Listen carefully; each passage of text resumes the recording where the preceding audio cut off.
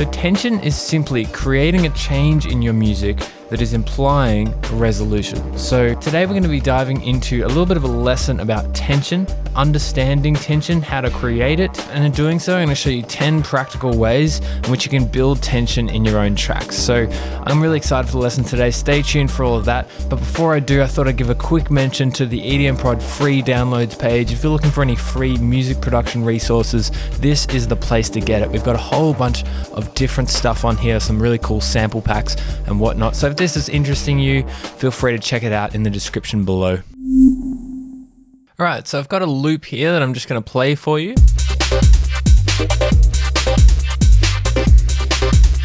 It's kind of like a break beat. I don't know exactly how you'd genre identify this thing, but it's a loop nonetheless. And we're talking about tension. So the first thing I wanted to mention is taking out core elements. You know, if we go back to the statement that I made at the start of the video, where creating a sense of expectation, you know, we're taking something out, they're creating some sort of expectation of resolution. So if we have a core element and we're listening to this core element, which is really giving context and structure to our song, something like a kick drum, right? And if I take this core element out, then we're expecting it to come back in, because it's not a full track without it. It doesn't have the real context and structure that it had when it did have it. So when I take this out, we're expecting it to come back in. So have a listen just to this, and then when it comes back in, and just sort of feel the tension as it's being built. So I'm just going to take out this section here, and then I'll just play from maybe here.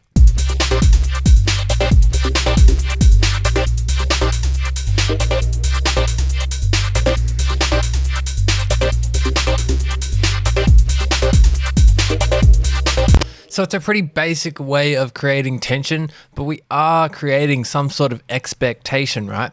This is like the first step, the first piece of the puzzle today. And today I'm going to be using a whole bunch of these different techniques that we're going to be covering. And we're going to be using them in combination to create a nice sense of tension that's building into this section here. So this is kind of the first step of the puzzle. Take out a core element. You know, core elements can be anything. They can be anything that you're really relying on in the track. So it can be a bass line as well. It can be like main synth. It could be like a snare. And sort of what dictates a core element as well is the fact that if you take it out, then there's something missing. So if there is something missing, then we're expecting it to come back, right?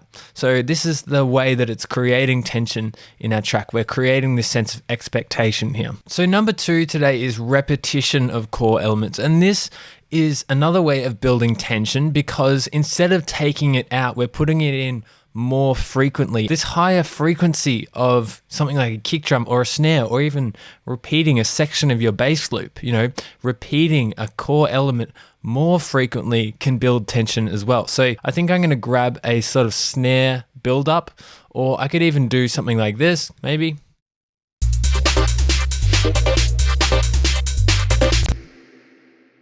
And then we start building these things.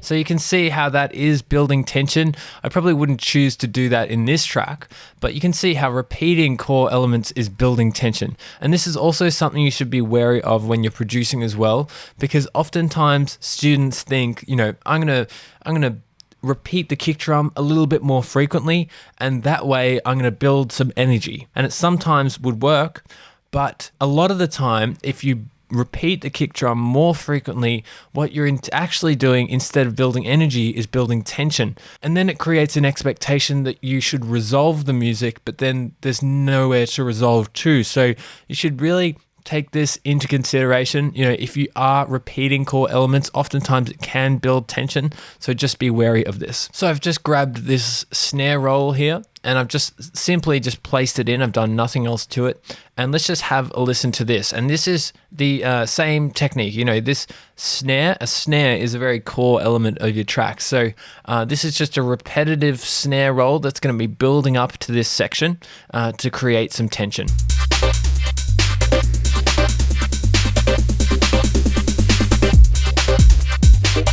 So you can see how that's working there. Our next one here is filtering. And instead of taking out a core element here, we're actually sort of like filtering out the frequencies themselves.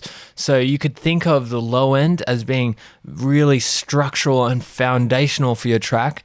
And if you were to filter out the low end of something that is your core element, like, you know, your kick drum or your bass line or just the track in general, when you start filtering things out, then we start to build that expectation because something is missing in your track. You know, something that was there before is now missing, and now we're expecting it to come back. So that's why filter movements are creating tension in your track. I've just got an auto filter here, so I'm just going to put it onto a high pass, and then we're just going to sort of filter around, and let's have a listen to how it's sort of building tension in this track.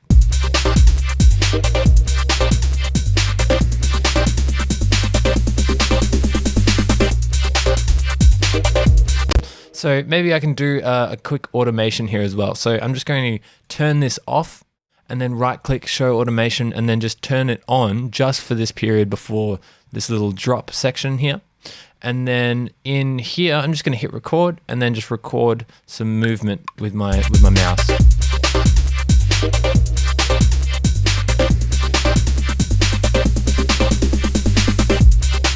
So that's a really nice and easy way to create some tension and record it in by hand as well. So if we're talking about tension being changes in your music that are creating expectation, then we can do the exact same thing with processing, right, as well. So, you know, we can put delay on things and we can put reverb on things. If it's a very subtle amount, then maybe it won't create that expectation, that tension that we're looking for. But if we have a little bit more delay, then oftentimes it does create tension.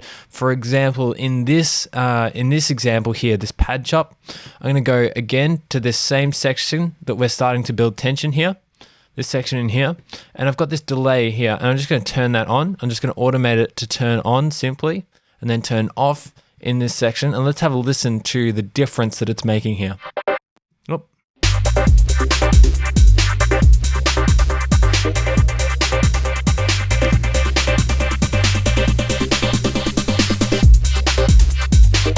So you can see that it starts bouncing around and it's kind of in an unstable point here. So like we can't like play out the rest of the song with this delay unit on because it is quite intense, but we can use it for a few bars or so to create some tension before this drop. And so we can use processing, stuff like delays and echoes on stuff like this or any of our, you know, sort of main elements to create some tension into our drops. The next one I wanted to dive into is using ambience to build tension. So, you know, if you think back to like a scary horror movie, how they control tension in horror movies is by creating sort of creepy ambience in the background that slowly rises kind of without you really noticing. And then, you know, some sort of jump scare comes out and scares you. But the concept is the exact same. We can do the exact same in our tracks as well. So what I'm going to do here is this is actually a pad which I've modulated to turn into this stab here. What I'm going to do is turn off some of this modulation, and it's going to go back into its like pad form, and then I'm going to use this as like my pad to create some space and to create some tension. And so I've got this pad now, and let's just maybe grab a utility device and to see if I was just to automate this to slowly rise in volume like this, over the course of this build up of space in the background, this width and this sort of depth is going to create tension. So I'm just going to take it out when it reaches the drop, and let's just have a listen to this as it rises up with this gain automation here.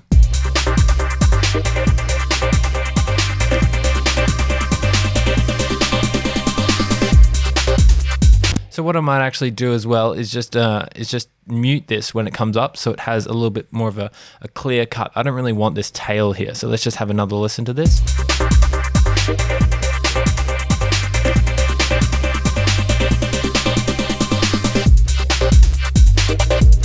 Right, so it's building tension using the ambience and the space So we can do this in heaps of other forms. It just doesn't have to be just a pad, but just any sort of form of ambience, that form of background texture. And we're going to go into this more so in a second. We can also build melodic tension, right? If we think back to our scale, our root note is a very stable note. So I've got this upright piano here, and this is my root note for this song here. But if I was to play the next semitone up, because that's a minor second, a very dissonant interval, we would actually be building a lot of tension, a lot of expectation of resolution here. So this is actually a very interesting concept and something that becomes really important when it comes to a sample-based workflow, because I often hear people, they just have their samples maybe half a semitone or, one semitone just out, and if your samples are just out, what's actually going to be happening is you're going to be building tension. Instead of just like having a pad as you'd expect, or just a sample as you'd expect, what you're going to be doing is building tension in this case. So I've just pitched this pad up here.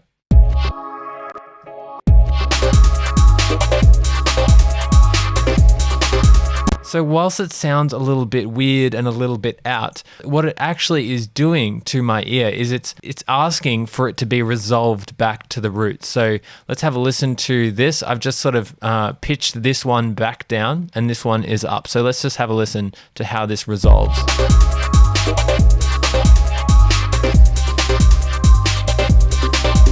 So it doesn't sound so bad once it has the resolution here, right? So if I duplicate that over,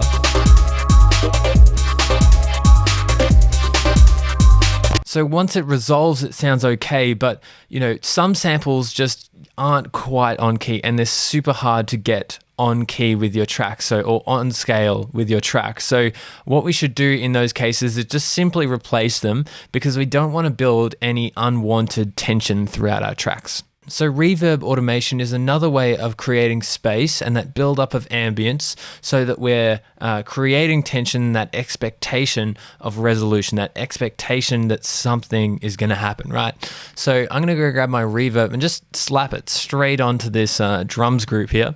And what's actually happening here is the filter automation is going to come up, because we already automated that to come up, right? And so as the filter automation comes up and starts to shave away those low frequencies, I'm going to start to put in this reverb device, which is going to reverb kind of just the higher frequencies, so we don't get any of those muddy, gross, low-end reverbs that we don't want. So let's just have a listen here. And you can see how, the snare is a lot longer now. So we can start doing some, I'm actually going to just solo the drums here whilst we do this. And I'm going to do the exact same thing as I have with all the other things, just turn it on here like this with my pencil tool. And then I'm just going to, you could even draw a line, but I just like to do things by hand because it feels a lot more natural to me. So I'm just going to hit record here and then play with this dry wet.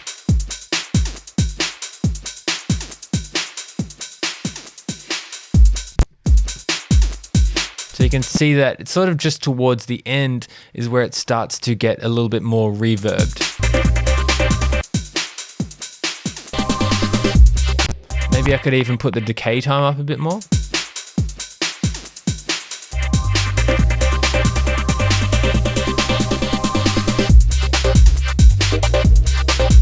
Another way of building tension that you're probably much more familiar with is sort of that high-end tension building elements, things like risers, reverse crashes, and just effects in general. So this is creating tension in a slightly different way. It's just sort of building, and it's using the high-end frequencies because, you can't really use low-end frequencies. It kind of will muddy up your mix. Uses those high-end frequencies to create this sense of push towards a specific section. So I've just got this effect sample here. And you can really use anything here. It's a great way to get experimental as well. You can use things like white noise. You can manipulate pretty much anything and just like reverse it, stretch it out, and filter it to create these sort of high-end tension builds. So let's have a listen to what the effect is that this is making here.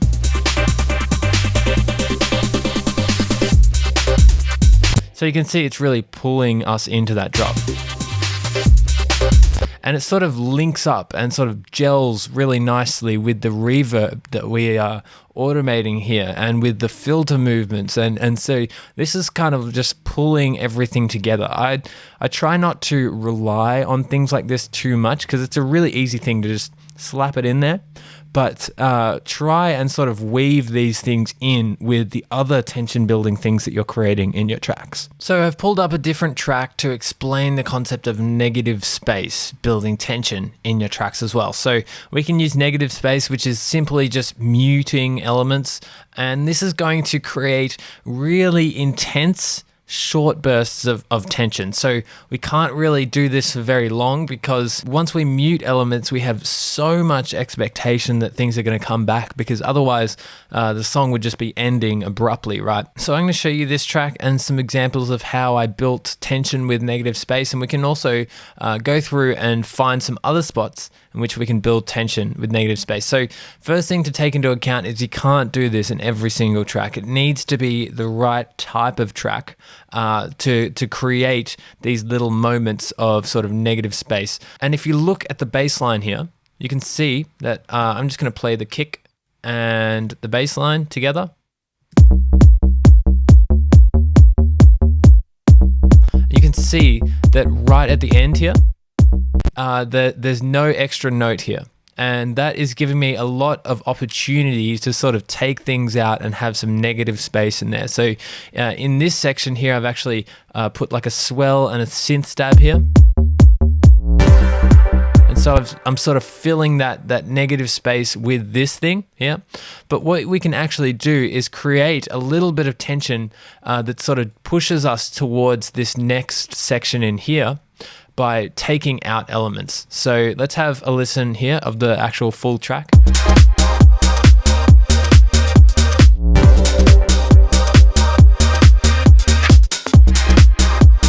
So it's just got some drums in this section, but what we could actually do is kind of just take everything out. I'm just going to leave the kick drum in there because that's quite short. But what I'm going to do, is just delete all of this here.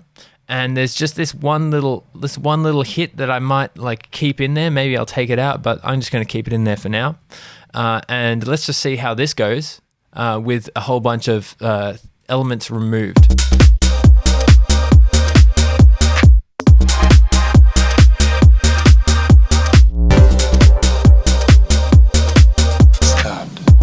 So you can see how I've actually sort of repeated this theme of taking elements out and sort of relying on our negative space to create a whole bunch of tension just for a very short period of time in our tracks. So this is another great example that you should have in your bank and just sort of like have in the back of your mind for whenever your track might need it. So our last one today is using B sections, changing our elements that we have in ways that is creating tension, creating some sort of expectation that it will go back to its original theme or just change in general. So let's have a listen to how I've created this B section here.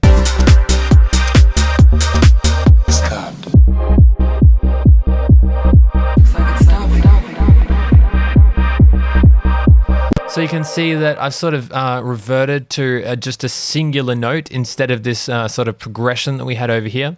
So this single note here is just building a sense of tension, a sense of, something is going to happen. If I just play from this section, for example.